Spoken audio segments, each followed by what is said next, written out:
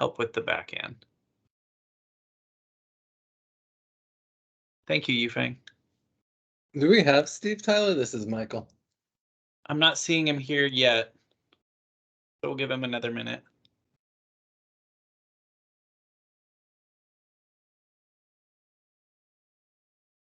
Good afternoon, everyone. Happy Friday in Portland. It's a beautiful late summer Friday here. And there we are, Steve himself, and now we have quorum, I believe. I heard Michael. We have Emily, Scott, myself, Steve.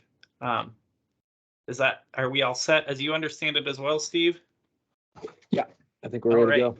All right, everybody. Well, welcome to this week's PRAC Subcommittee meeting. I guess I'll go ahead and formally open it. Emily has asked that I just step in to help chair quickly getting the placeholder bill requests that we have been discussing out the door. And since we have a quorum, I think we should just dive right into that. Has everybody had a chance to see, and for any members of the public who are in as well, Emily has uploaded it to the PRAC website, the proposed placeholder bill?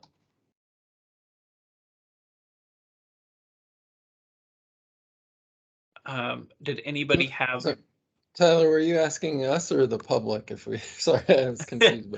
I'll ask the members of the legislative subcommittee. Has everybody had a chance to review it? Yeah, and if you haven't, you can literally review it in like 3 seconds. So yeah. And I guess just for the record, I can go ahead and just read it. It's a placeholder bill request. The summary says requires Oregon Public Records Advisory Committee to study the costs and fees of handling public records requests and make recommendations to the legislature to address concerns of stakeholders. Pretty standard bread and butter placeholder bill, which is a study. In this case, vesting the study with the PRAC. I think the discussion that we need to have before we vote on this thing and ask Senator Thatcher's office to get this thing in the hopper. The relating to clause currently says relating to the costs and fees of handling public records requests, addressing concerns of stakeholders. And I think the question before us, we have identified thus far in our work at least 2 areas of broad consensus. And that we want to codify current case law, saying that your lowest class and comp employee prepares these records. You see, our other significant area of agreement was that we'd have some sort of education period. After that time, the public body, if they had not posted their public records policy as is current statute, there'd be some sort of stick associated with that. So I just want to make sure that this relating to clause is broad enough to encompass those 2 broad areas of agreement, because it would be very ironic if we had identified what we agreed on and then it didn't fit within the purview of our clause. that sounds like a bad comedy, Tyler. I've seen stranger things. I mean, in my mind, I think we could ask for just a relating to public records bill, just to be abundantly safe. That might open it up to unfriendly amendments, but my thought was that we could then say, we could also ask that this piece of legislation be at the request of the Public Records Advisory Council. And then if there were amendments to it, only those that are kind of blessed at the request of the PRAC, we would just work with the chair of wherever committee this lands to make sure that those are the ones that move forward. So it's a double-edged sword, but I'd just be curious what other people think. Am I being overly paranoid here, or do we think that this relating to clause works? It's a little strange from my perspective too, Tyler. This is Michael Crone. I mean, I don't think I've ever seen this addressing the concerns of stakeholder language in a relating clause. At a minimum, I would suggest we strike that. I think from my perspective, I don't have a lot of concerns about mischief with the PRAC's bill, which is eventually we'll either have a PRAC bill or we won't have a bill at all. And so I don't see that there's going to be a lot of political impetus to mess with our bill or even really opportunity to do that without raising some eyebrows. So I feel comfortable with a pretty broad relating clause. I wonder if relating to public records fees might be a nice kind of middle ground that limits it somewhat, but isn't quite as narrow as this one. Mhm.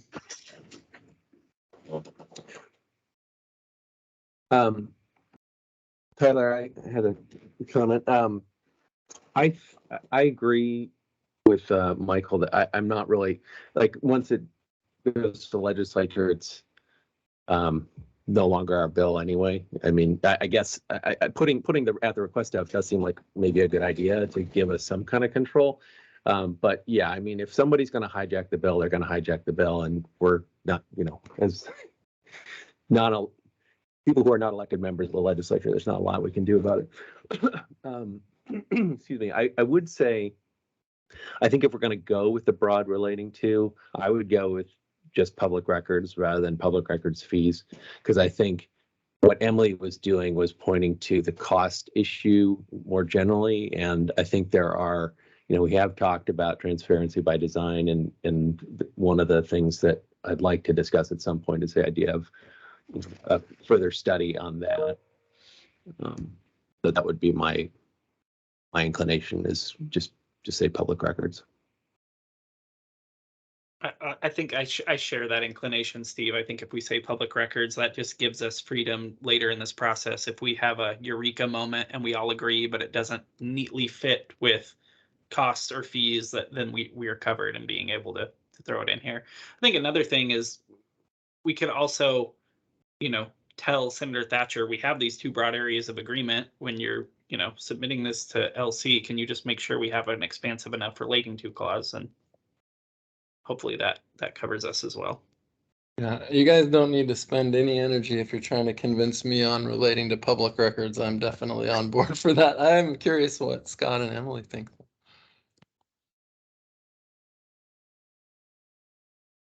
I'm good with that too. I'm sorry, Emily. I was I kind of like what you said at first, Michael, about just striking addressing concerns of stakeholders, but I'm good with just saying public records. I am inclined to agree with that as well. Lacking a crystal ball to see what the bill will turn into, but I think I'm fine with that. Okay, I've just heard of the members present here today. It sounded like we had unanimous consent on making this just relating to public records, leaving the rest of this sort of draft and summary and problem statement all in place. Does anybody have a different understanding? All right. In that case, I would entertain a motion to approve a placeholder draft request. So move, Tyler. This is Michael Thank you, Cronin. Mike. And just to clarify, do we need a, in addition to relating to clause, do we need a, what is it? It's a summary? Yeah, and Emily had put forth.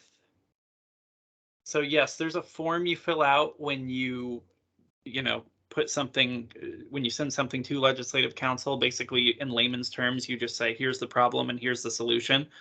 Since this is a placeholder request, the proposed problem statement that Emily had written was costs and fees associated with public records requests fail to serve the needs of both custodians of public records in Oregon and members of the public who request such records. And her solution statement was clarify and improve laws associated with public records costs and fees. I think those are appropriate for a placeholder request. I'll say, like, from my previous staffing days, this was, I think typically they want this on the form to give them a little more guidance on, like, you would typically be a little more specific on what solution you want to happen, explaining that in layman's terms so that legislative council can go through and give them guidance on which statutes they're revising. And will the summary that she's drafted and the bill contents, will we use those as well? We're just changing the relating to. Yes, the you're referring, Steve, to the problem and solution statement she came up with? I'm talking about the draft bill, that draft LC PRAC placeholder bill. There's a summary that says requires Oregon Public Records advice. I guess, I mean, are we submitting that? Or you don't actually, do you submit an actual bill to the LC? You just give them a relating to clause and a problem and solution. Typically, yes. And then I think my understanding is that we're still working through that content piece of it. Yeah, This is purely to get something ahead of a deadline ready to go. And then we would, of course, as we continue over the next couple of months refining our concepts, and we give all of that information to Senator Thatcher, and she would work to get that to LC and get it incorporated into the bill before it spits back out in December. Got it. Thank you. Yeah. Okay, so moving backwards, I heard a motion from Michael to just change Emily's draft here to relating to public records, but otherwise leave everything the same. Was there a second for that? Second, Scott. Okay, thank you, Scott. I'll just ask for any opposed. Okay, I guess for the record, all those in favor, aye. Aye. Aye. Aye. Okay, great. So moved. And at this point, I think for the discussion piece, Steve, are you chairing this portion of the meeting? Yes, I can do that. What a riveting 3 minutes it was as chair. Thank you all. Good job, Tyler. That was gotta get probably you, the most efficient 3 minutes of a chair in Oregon state government history. Yes, I have a feeling you're going to be called on again, based on that performance. So Emily asked that as a second item that we discuss the document that she submitted and that should be on the website. I guess I'm not going to make anybody say whether they've read it yet, but can somebody raise their hand if they've read it? Okay. So I think just to summarize, this is kind of, as I understand it, Emily's attempt to sort of address the state of things as of our last meeting, where there was some disagreement over the categories of requesters issue. She's trying to address those concerns while also tackling some of the cost concerns that requesters have raised. And she's recast the straw man bill with a set of findings of what the PRAC, what the committee has found through its process, and then kind of she re-summarizes the areas of agreement that Tyler alluded to, and then she gets into the areas of disagreement where she proposes a resolution. Toward the end of the document, she reviews stuff that we haven't gone over yet from the straw man, and then some other proposals that are out there from members of the PRAC, but haven't been discussed yet. I would like to propose that rather than go through the entire document, that we really just zoom in on the chapter headed critical area of substantial challenge and try to see where people are on her idea for a resolution. See if it moves us forward. And I'm going to suggest that we actually take just 5 minutes as a break to actually look at it, rather than having me read through it aloud. I think that may be productive. So I'm going to mute myself, and if it's okay with everybody, if I don't hear any objections, we will break for 5 minutes and come back at 2:50. Okay. Would it? Sorry, go ahead, Tyler. Oh, sorry, Scott. I just wanted to also ask Steve, were we also hoping to, on those two areas of broad agreement, there's a couple of like just tiny things that we wanted to get through. Are we planning to tackle those today as well? I would propose that we put that off to the end. I think, rather than kind of wordsmithing at that level, I think if we can take on this bigger challenge, that would be great. But yeah, I will definitely bring it back if there's time. Great, thanks. I was Hello, just this is gonna, Richard, the public member. What are you gonna look up so I can look it up too? I was gonna suggest that someone share their screen so that everyone's, and I know that there's multiple pages, but just so we can all be on the same page about what document we're looking at. Sure. I apologize about that. Okay, so I am looking at, if first of all, I'll share a link on the screen, or in the chat. It is for the PRAC's web page, oregon.gov/pra/pages/advisory-council.aspx. Under the September 16th legislative subcommittee meeting, there's a document called Chair's Revised Public Records Cost Reform. I'm sorry, let me just double check. Yes. Public Records Cost Reform 2023 LC_091122 draft. And I will actually put that on my screen so you can see the section that I'm talking about as that I'm recommending we discuss.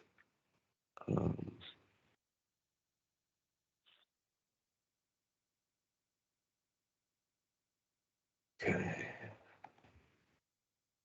I'm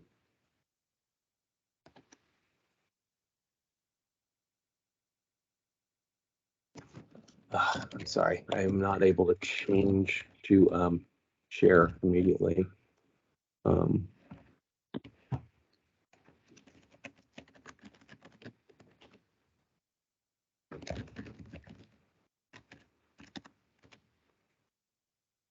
Okay, I'm having technical difficulties, but the section of the document, if everybody's able to call up the link, the section of the document begins on the second page, critical areas of substantial challenge and new recommendation, and much of that is in boldface. Okay. So to give everybody time, let's say 2:53, we'll resume the discussion. Pause beginning now.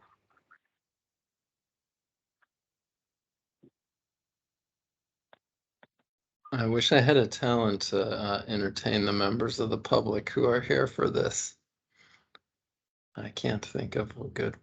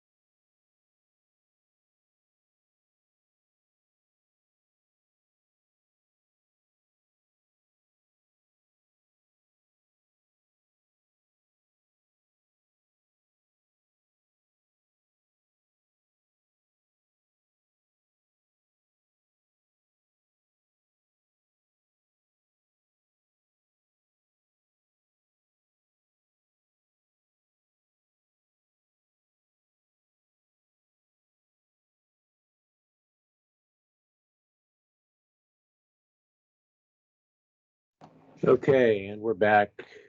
Can someone tell me, are you able to see that document on your screen now? I shared it. No. It's Okay. not here now, Steve. Okay, well, it says it's sharing, but Teams has not always been good to me. So I guess I would just start by, why don't we just go around the table and get your get council members' gut reactions to some of these new ideas and see if paying particular attention to, are there elements of this that you think are helpful and that you could support? And maybe we can start with Tyler. He's the first person on my screen. Sure. And Steve, I think, are we just kind of having a high level discussion here about, we got kind of snagged before on the tiers question, and we're kind of comparing that to this alternative approach, which would be, instead of talking about tiers, we'd be talking about defining public interest.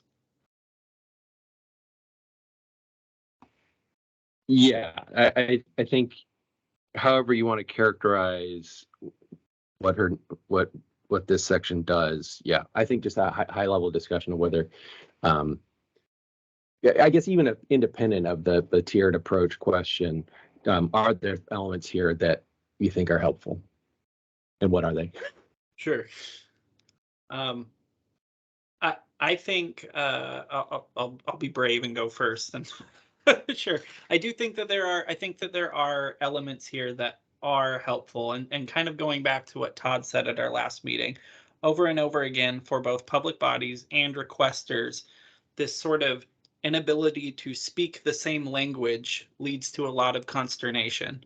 So the more that we have sort of agreed upon shared vocabularies, the easier it's going to be. Mark Landauer brought up at the last meeting, his members, they have to ping their legal review for what are we allowed to charge for. Conversely, from a requester side, what's reasonable is in the eye of the beholder. So if there were something spelled out about, with Emily's alternative approach she's defined here, kind of creating a public interest test, and under that, it looks like in statute she's proposing actually outlining some things that could be considered public interest automatically. I think the caution that I see here is that one of these bullet points automatically includes media as serving the public interest. I know that was a snag that when this came up a couple years ago. The difference this time is Emily has pointed out a statute which defines, but from looking at that statute, it looks like it actually defines medium of communication. So that might be something we want to explore a little further. This kind of who is media question, and whether or not that person or institution is eligible for an automatic waiver, really, I think, sunk this effort a couple years ago. Yeah, I think what you're alluding to there, Tyler, is the statute that she refers to, ORS 44.510, is Oregon's reporter shield statute, which basically says you can't be hauled into court to cough up your notes or divulge your sources in particular. Not many states have that, but Oregon is one of them, and it does define. It says something like you must be employed by or affiliated with a news medium, and then it defines news medium in statute. There's also a definition of news media in FOIA because of the differential treatment of news media for fees. So she's suggesting either one of those could offer a solution. Cool. Emily, what's your immediate reaction to what you've read in the new recommendation section?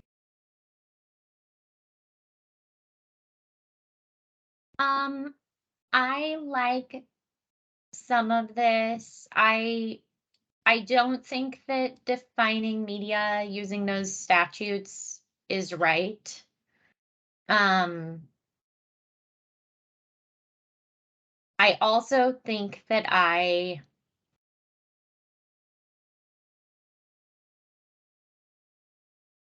not sure that I agree with it's just such a struggle to how to define media and saying that it would automatically serve in the public interest. I'm not sure what wording I would suggest.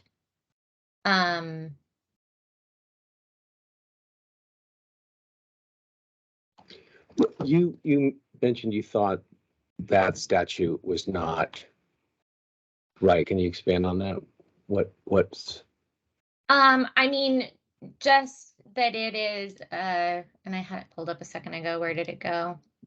But like you mentioned, that it has to do with media as witnesses. It doesn't seem like the right language to me to be used for defining media for purposes of making public records requests in the public interest.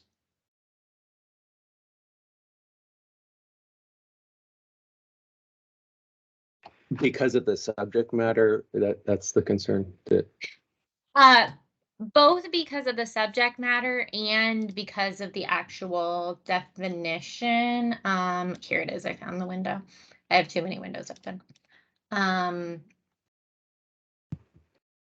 So no person connected with, employed by, or engaged in any medium of communication to the public. I mean, I assume that there's case law as to how that has been interpreted, but I'm not familiar with it. And without a lot more information about how that would be interpreted, I couldn't say that I would sign on to that. okay. Well, more information is definitely worth pursuing. I mean, in terms of a definition generally, do you think I mean, obviously it's possible to define media in some way in statute because it's been done here in this statute, but are you concerned about I mean, the general idea of saying we're going to grant an automatic waiver to news media, could there be a definition that would make that supportable for you, or is the possibility of defining news media like impossible?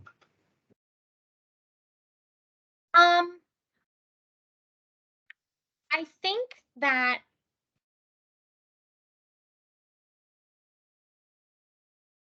what I might be more, and I apologize that I have not thought this through enough yet. But what I might be more open to would be something that was a little bit less automatic, that like that it should be, and I'm not proposing actual language, I haven't like written anything up, but would be like generally considered to be in the public interest, unless the public body can articulate why it's not, or and that is not a very good answer. I recognize I need to think about it a lot more, but Yeah, well, that's an interesting idea. That okay, thank you. Scott, do you want to weigh in? Sure. There's much under the new recommendation that I could get on board with. I think I struggle with the same things that Tyler and Emily have expressed. And I think it's maybe less defining media. I think that can be probably done, although in the day and age we live in, it'll be ever evolving, but that's not just our problem. I think that can be defined. It's more maybe media is the crux of the issue that we're all discussing in terms of the whole category proposal. So I share the similar concerns at the automaticness of it, perhaps. Is what something that a lot of people would have to chew on. But I appreciate in her recommendations and the chair's recommendations that the ability for the public interest test and the waiver of other reasons is included in there. I think that's very valuable for a lot of government agencies in responding to this. So I appreciate where the chair is taking us. I do agree with Emily and Tyler. I think there's more to discuss. Because like I said, I think it's less so much that how you define media and just the whole, because whether we define other tiers or not, defining media creates a tier. So it's a partial step to a tiered system. Those are my initial thoughts. A little rambly, sorry. Let's see. We still need to get to Michael, but Tyler, if you have a thought off of Scott's thoughts.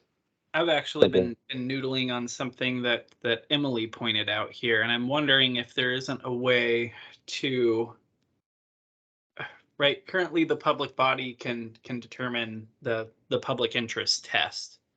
But I wonder if you couldn't put, if there could be like guideposts, you wouldn't necessarily remove that discretion, but you could put, factors to consider.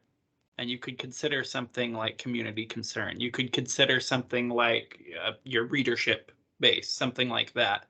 I can see that for a public body who currently there's no guidance on what constitutes, it's entirely, and I would be in favor of keeping it discretionary because you always have to weigh the best benefit to the public. However, if there were at least spelled out factors for consideration that could help clarify, again, in the spirit of giving the requester and the body the same vocabulary, they could point to the same thing and say, well, it's in the public interest because of community concern or because of here's my readership base and I have a large distribution. That would kind of help them speak the same language. But maybe we can turn it over to Michael because we haven't heard his thoughts yet. That's your cue, Michael. Okay, so I think what I was gonna say, I would have said this if you'd called on me first, but I think just the discussion that we've had before I said anything at all is really a good illustration. I think that this proposal gets us a lot closer to each other than where we were before, and that the issues that we're going to have between us as we sort of work through this proposal are much more narrow and feel to me much more manageable and bridgeable than under Todd's proposal, which I mean, I was definitely critical of Todd's proposal in some of its aspects, but I want to be clear that I think that the nugget of the fee reform he was proposing was significant and like a meaningful improvement of transparency if it were adopted. I think the same is true of this, but that this is also just so much more in keeping with what we're used to here in Oregon that it feels much more manageable and frankly doable on the time frame that we're talking about, especially.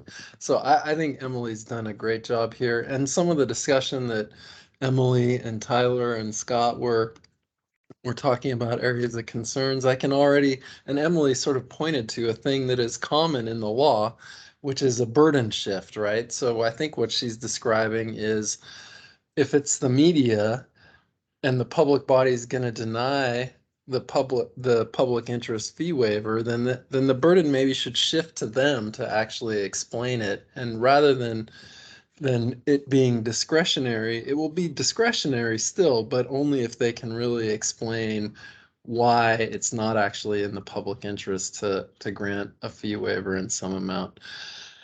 I think this also has the potential anyway, if we give or continue to allow, or if we give more authority really to the AG and to the DA to ensure that these resource allocation questions that are really presented by these fee issues, that they're going to be decided either in court or at a minimum that they can be decided by an elected official who's got some political accountability. And I like that about the system. Again, I don't think that the FOIA model is a bad model, but I think this just brings us a lot closer together, and so I really like where she's gone. I agree with that. It's clear we have more discussion, but to me it just feels like a manageable discussion suddenly. Great. Thanks, Michael. Yeah, I'll just say I agree with what Michael has said, including how I feel about Todd's proposal. I think there's a lot that I liked about it, and I think this also moves the ball. I will say, just without going on at length, I tend to support just about everything that I see in Emily's proposal. I also think, that it sounds like there are ways that we can get closer to something that would be a consensus. So we've heard a couple of what Tyler alluded to, wanting to retain the discretion. So that concerns the shift from may to shall on the public interest test. It sounds like that will bear further discussion. The thing that Michael alluded to was on the appeals process. I'd like to go around and see on that specifically whether that is something that might have support, so that if discretion is retained, or if it's not retained by the agency, if there is an ability to get to get a third eye on the topic. Can I just clarify, Steve, what I sort of meant by that before we have a big discussion on it? So if we don't change anything about the appeal process, but we sort of change the standard for fee waivers, that will mean that the DA and the AG will have authority to enforce this new law as it has been amended. So I'm not actually proposing that we need to change the appeal process. What I think was sort of at least the crux of the comments from Tyler and Scott and Emily was that there needs to be some mechanism for a public body in some cases to potentially say no to a media request for a fee waiver, but that maybe they should have then a burden to explain why that's not actually in the public interest in this particular test. So I wasn't proposing anything that would specifically go in and tinker with the appeal process, but I think if we change the waiver standard, that will then mean that it will be something that the AG and the DA as elected officials will be able to decide. So just clarifying that I'm not proposing additional changes. Right. Okay. So in her proposal, she has the last dark shaded bullet before the bottom of the page. If public interest denial is contested, and if requester demonstrates that the waiver primarily benefits the public, the AG or DA shall issue an order of partial or total fee waiver. Are you saying that that's superfluous or that's unnecessary if we were to go with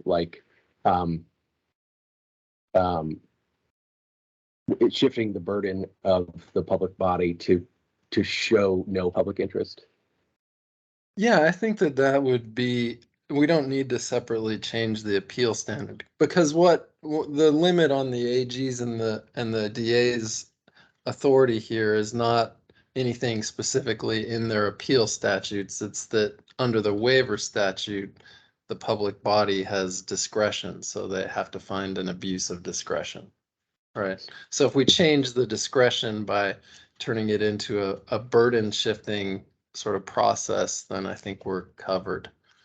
Like, it doesn't say anything special about fee waivers now, and I think it would be a mistake to add something special about fee waivers.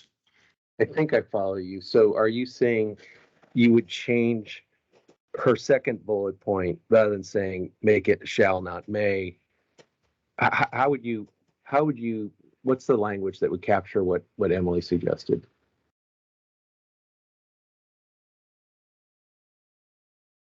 Well, I don't want to speak for Emily, but I can Okay. tell you how I understood or how I sort of was spinning what I think she was getting at, which is the idea that there should be an opportunity for the public body to explain that even though this requester may be media, the request granting the waiver would not be in the public interest, right? But rather than it being a simple matter of, even if it is in the public interest, we don't have to do it, that the public body should maybe be required to show that the waiver wouldn't be in the public interest if they're going to deny it. But again, I don't want to speak for you, Emily, but that's kind of what I understood you to be saying.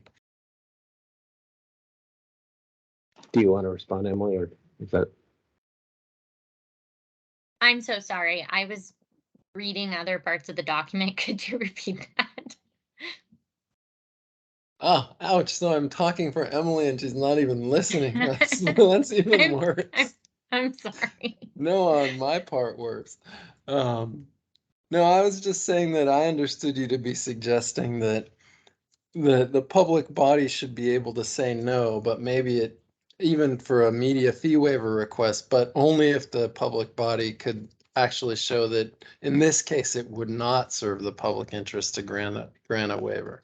Yes, yes. And that also, I think, helps alleviate my concerns about how media is defined. It makes you less worried about how media is defined because you can explain why it's not in the public interest.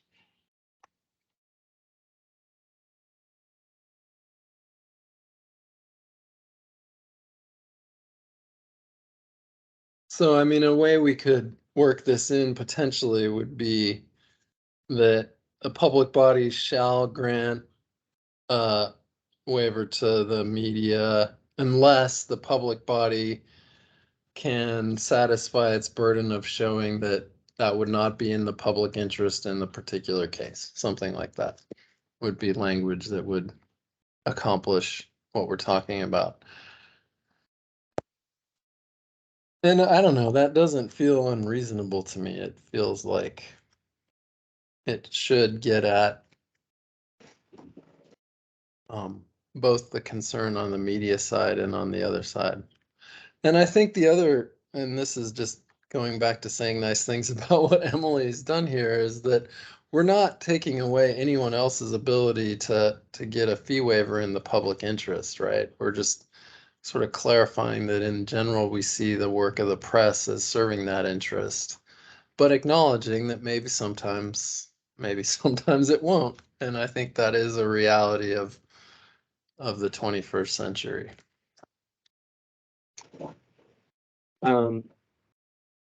Tyler, you were the first to raise the discretion question. How does this new idea strike you? Yeah, I like I'm trying to think ahead to what the sort of appeals process looks like here, right? So the public body says, okay, so the request comes in from a member of the media, and let's take for granted what Michael's just said, and it's a shall unless. So then the public body says, actually, this is not in the public interest because whatever. I mean, I'm thinking it might be, those 141 exemptions of what's disclosable and what's not. You might have something like that. This is not in the public interest because there is, personally identifiable information, whatever, right, about public employees. So that's why we're denying it. Then we move to sort of this last bullet point on page 3. We move to an appeal to the AG or DA.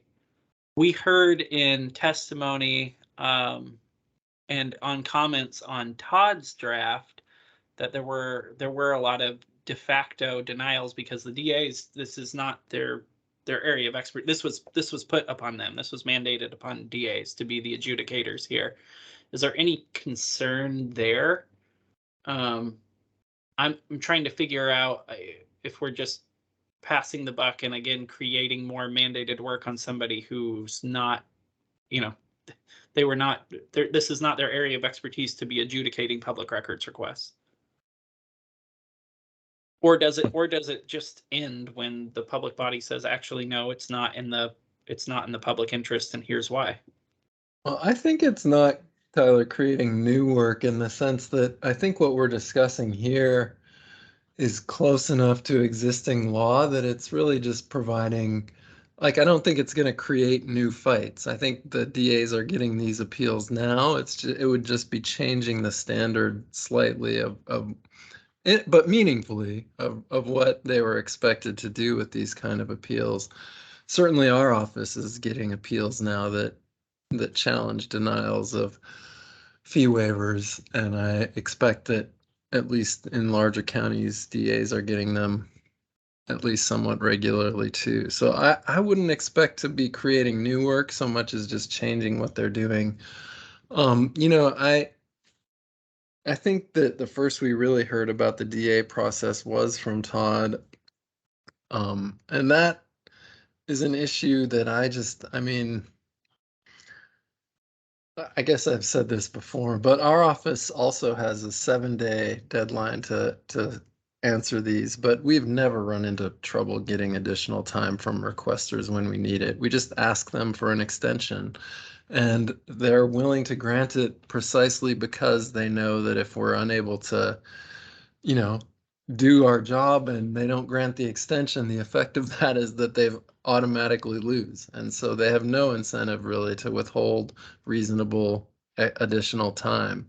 And we don't ask for time we don't need either because, but you know, so I haven't talked to any DAs specifically about this, but I am a little bit skeptical that if they're running into these deadlines, that maybe they're not, you know, asking for additional time, and maybe they don't feel that they can, and maybe that's an issue that we could think about separately. But I don't think this change we're talking about, I wouldn't expect it to create additional work for our office, certainly. Scott, what do you think about this shall unless idea? I kind of like what's been proposed here, and I really like Tyler's suggestion of creating that common language, because if we're going to deny a media request as a city, you know, using it's almost like citing an executive session. There's a set list of reasons that everyone understands that we can pull for, and it's just sort of it creates a go-to, I think, set of things. But I like where we're heading with that, with between what Michael and Tyler proposed, and Emily too, and just the idea that acknowledge that, you know, we generally agree that the press is a public interest, but then leaving government ability to say, well, in this case, and then saying why. So I think this has been a very good conversation. And I also agree with the sentiment that beyond that, there's plenty in this, like Michael said, there's plenty here that feels like we're getting there. Yeah, great. And I guess it's sort of implicit, but I guess that the denial would have to state the rationale, or the denial, but maybe that could be included in statute if needed. And that's where the common language, I think, if I'm hearing Tyler, that's where, when there is a denial, there'd be a set of common language that we could all refer to and explaining that. Tyler? Yeah, and I think from the outset, acknowledging that we are not going to get this right perfectly on the first go around, kind of keeping that short list as sort of like an including but not limited to type of list. You know, I'd hate for us to all agree on, you know, these are 3 reasons you can exempt, but we forgot about some massive fourth out there that, you know, some subset of public bodies has to deal with all the time. So again, I kind of like the idea of, if we're going to put stuff into the statute, keep it sort of a guidepost at this point. We're going to revisit it as this body year after year and see if it still makes sense, see if there needs to be additions made or if things need to be cut from it. So I like, generally speaking, yes, this kind of new approach feels so much more achievable because it is what we're used to here in Oregon. And we are actually talking about putting in more clarity within the law, which is, I think, what's always been lacking for all parties. Certainly the DOJ's exemptions, the list of exemptions website is a tool that may prove helpful in this instance, or in this case.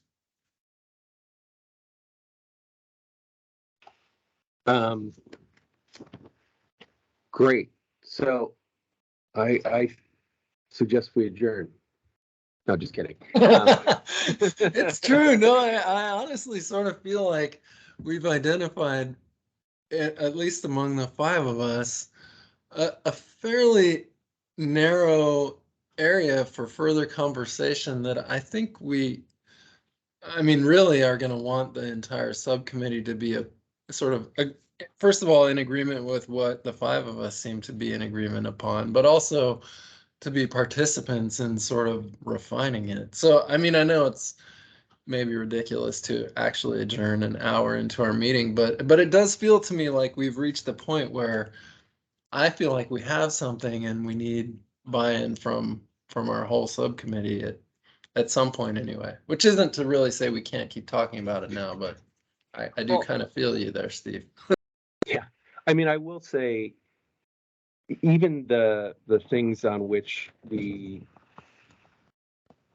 key areas of substantial agreement that that Tyler brought up earlier, even those are somewhat dependent on resolving these bigger issues. So I kind of like the idea of closing on a win, and then coming back to those other things later.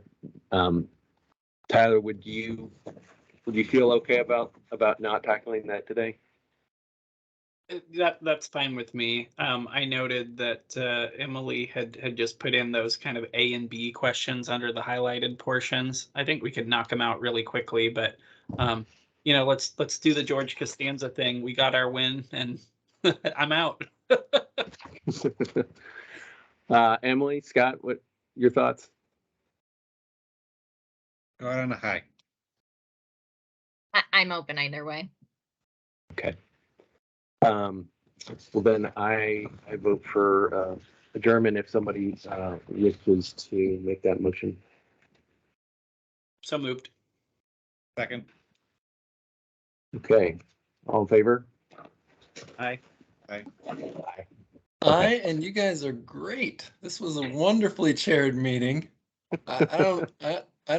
I mean, Emily is a wonderful chair, but she's gonna watch this and be like, how did they do that? Yeah. But I think Emily gets a lot of credit because I feel like this document really gave us a nice place to start. Yeah. Oh, I do. Before we adjourn, we should ask. There are a number of members of the public present.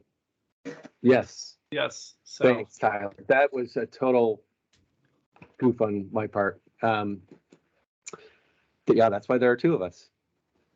Two brains to remember. Okay. I don't know how we do this procedurally, unvote to adjourn, but does somebody want to move that we reopen or continue? I think you can. I think you can just take public testimony and it's fine. Okay. You haven't announced us adjourned, so we're fine. Yes, that's true. Yeah, I have not announced us adjourned. So, members of the public, I see one hand up. Leela Yelsetti. Hi, yeah, this is Leela Yelsetti from DEQ, and I just had a clarifying question on in terms of the reasons for denial of a waiver. I think it was mentioned the exemptions under the law, and I guess that's not how I've been thinking about it, because exemptions might be a reason to withhold certain parts of records or parts of records, but a denial for a waiver, at least in our practice, is more about, who's the requester, why are they seeking the information, what's their reason for requesting it, and then also weighing that against the burden to the agency. So I was wondering if you could clarify that point. I'm happy to take. Oh, looks like Tyler is. Go ahead. Oh, I was going to say, I think I was the one who inelegantly referred to those exemption statutes, and I think you're exactly right, Leela. I was misspeaking on my part. I think what you have just described was more exactly what what at least I'm contemplating when we're talking about the difference between a denial and a difference between withholding certain bits of information. Well, I would just say that I can envision a situation, honestly, where a request reaches, 1,000 pages of documents and, 990 pages of them are going to be redacted mostly. That like maybe that in that case, it might not be worthwhile to grant the waiver on the whole request, and better would be just like if the requester could agree on something narrower. So I could see circumstances where the amount of exempt versus non-exempt material could be relevant to the analysis. But I think we're a long ways from having agreed on language around these things anyway. I think what we have here is more of a conceptual framework, and there are some details that we want to iron out as a complete subcommittee. Great, thanks for clarifying. Thank you for the question, Lou. Eric Blaine, I believe, has his hand up. Hello, can you hear me? Yep. Seeing nods. When you talk about the burden shift for a public entity denying a fee waiver, what's the standard? What criteria would the public entity need to show? Would it be a reasonable person standard, substantial evidence, preponderance of the evidence, clear and convincing evidence, strict scrutiny? I feel like if the committee doesn't come up with some sort of standard to put into the legislation, the outcome is that unfortunately that standard is going to be have to be litigated, and having a discussion at this point might save some future parties a lot of time and attorney's fees.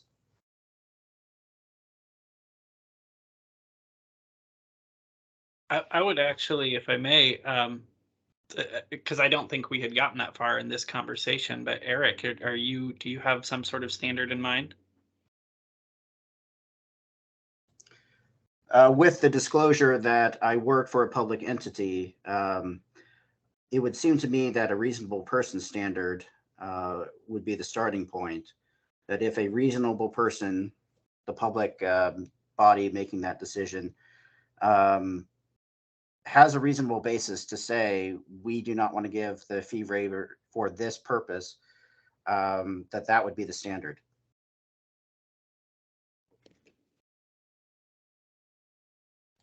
Thank you. And I guess I would make a version of the same answer that I just gave, which is like Tyler, I think this is maybe a step beyond and is one of the details that I think, at least speaking for myself, that feels like our entire subcommittee should be in on a discussion of that issue. I don't think that failing to put a standard in the statute is gonna create litigation around it. I mean, typically the civil standard is to a preponderance of the evidence, which is that, what is your adjudicator convinced that you more likely have the better case or not? And I think that might be fine. But I also think that it would be worth talking about whether a heightened standard would be appropriate here. I think we can have that conversation with our larger full subcommittee. Agreed. I will say thank you, Eric, for adding that to our list, though, for the to-dos on the next meeting. Any other members of the public who wish to share comments or questions?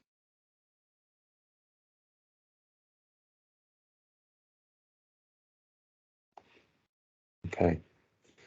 Thank you all, members of the public and members of the council, for attending today. We've already moved to adjourn. Unless I hear any objections, I'll say we are adjourned. Okay. Thank you. Great, Thank guys. you all. All right. Have a great weekend. Talk to you later.